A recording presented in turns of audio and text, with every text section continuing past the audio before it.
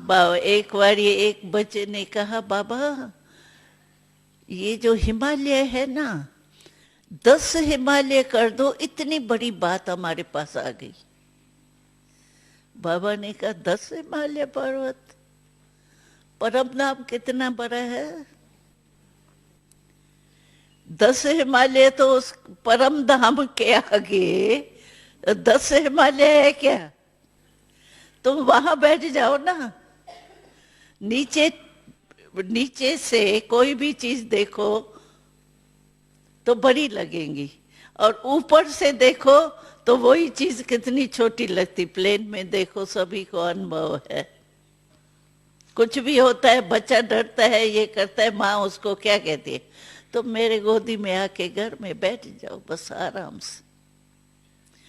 तो बाबा ने भी उसको कहा तुम परम धाम में आके बैठ जाओ, फिर देखो हिमालय 10 क्या 100 हो, तो भी वो तो कुछ भी नहीं है ना। पाइंस हमारे बुद्धि में सब है, लेकिन उस टाइम मेरे को टच हो और उस समय मैं यूज करके विजयी बन जाऊं, इसकी कमी होती है। क्यों कमी होती है? उस समय क्यों नहीं याद आता है? वैसे तो भाषण में, क्लासेस में हम सब पॉइंट्स देते हैं एक दो को, लेकिन उस समय क्यों नहीं याद आती है? बाबा कहते हैं कि मनन नहीं करते।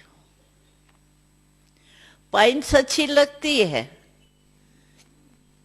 जैसे कोई चीज देखो अच्छी होती है, बढ़िया काम की होती है, तो हम संभाल के रखते हैं, आई वेल के टाइम हमको काम में आएंगी। एक कहानी भी है प्रैक्टिकल की।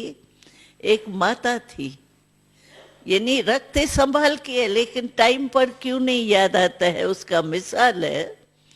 तो एक माता थी, बहुत कहती थी मैं निर्मोही हूँ, मुझे किसमें मोह नहीं है, घर बच्चों में उसमें मोह नहीं है। तो एक बार क्या हुआ, रात का टाइम था, बच्चे को बड़ी वो खराब खांसी होती है ना, जो एकदम वो तंग करती है, यहाँ दर्द पड़ता है वो। तो बच्चे को अचानक आके वो बड़ी खांसी हुई, खराब खांसी। तो उस समय डॉक्टर भी मुश्किल होता है।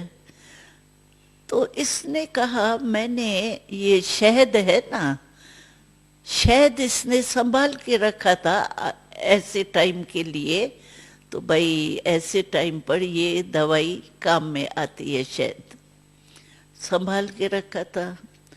तो जिस समय बच्चे को खांसी हुई ना, तो उस समय उसको भी ऐसे लगे जैसे वो आ करे ना, तो उसके अंदर से भी जैसे आ निकले दर्द, जैसे मेरे को भी दर्द हो रहा है।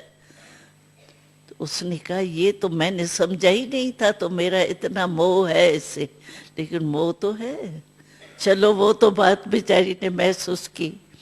उठी उठी माखी ढूंढने के लिए, ये शहद की बोतल ढूंढने के लिए। कितना ही ढूंढा, उसको मिली नहीं। वो कहे ये क्या हुआ, मैंने तो बहुत संभाल के सामने ही रखी थी, और ऐसे स्थान पर रखी थी जो आई वेल में काम में आवे, लेकिन आज मुझे इतना ढूंढा है, मिलती नहीं है। सोचने लगी ये क्या मेरे से हालत, न डॉक्टर आ सकता है, न ये, मेरे को भी मोह पैदा हो गया है, ये क्या मेरे से हो रहा है। तो उसको आया, तो तुम मोह के कारण तुम्हारा योग नहीं, बाबा को भूली हुई है। तो वो बेचारी याद में बैठ गई, बाबा मुझे सहयोग दो, मैं भूल की। तो बैठी, थोड़ा टाइम योग में बैठी। योग में बैठने के बाद अलमारी खोली तो सामने सामने शहद की बोतल पड़ी है, लेकिन उसको दिखाई नहीं दी। मोह के कारण उसको दिखाई नहीं दी शहद की बोतल भी, और थी बिल्कुल सहज। तो बाबा भी कहते हैं कोई ना कोई दिमाग में, क्योंकि निर्णय होगा दिमाग से, अगर कोई ना कोई दिमाग में कोई भी कमजोरी है, समझो कोई संस्कार पुराना है, आदत है, जिसको नेचर हम कहते हैं, नेचर कहते हैं ना, क्या करे, मैं चाहती नहीं हूं ये होवे, लेकिन मेरी नेचर है ना, हो जाएंगी नेचर ठीक, लेकिन नेचर है, मेरा भाव नहीं है, नेचर है। हल्का कर देते हैं ना नेचर कह के। आपका टेलीफोन जरूरी आना है, लेकिन आपका एंगेज है, तो वो कितना भी करेगा आपके पास तो पहुंचेगा ही नहीं ना, क्लियर नहीं है ना लाइन। इसी रीति से बाबा कहते तुम्हारा मन और बुद्धि क्लीन और क्लियर होना चाहिए। अगर क्लीन है, क्लियर है, तो आपको टचिंग उस टाइम ही आएंगी। अगर क्लियर नहीं है लाइन, तो जब तक क्लियर नहीं हुई है तब तक आवाज आएगा ही नहीं। जब क्लियर हो जाएगी लाइन तो फिर आवाज आएगा ना, टचिंग आएंगी ना, पहुंचेगी ना।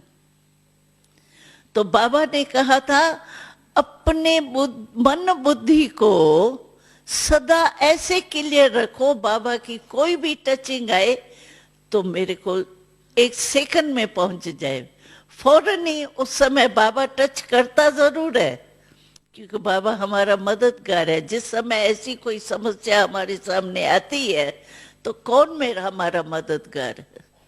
ऐसे टाइम के लिए तो बाबा के सिवाय और कोई भी नहीं है। चाहे कितनी भी कोई प्यार से हमको शुभ भावना देता है, लेकिन फिर भी ऐसी समस्या के समय तो बाबा की टचिंग चाहिए, हिम्मत चाहिए, मदद चाहिए। लेकिन वो तब टाइम पर मिलेंगी जब हमारा मन और बुद्धि क्लीन और क्लियर।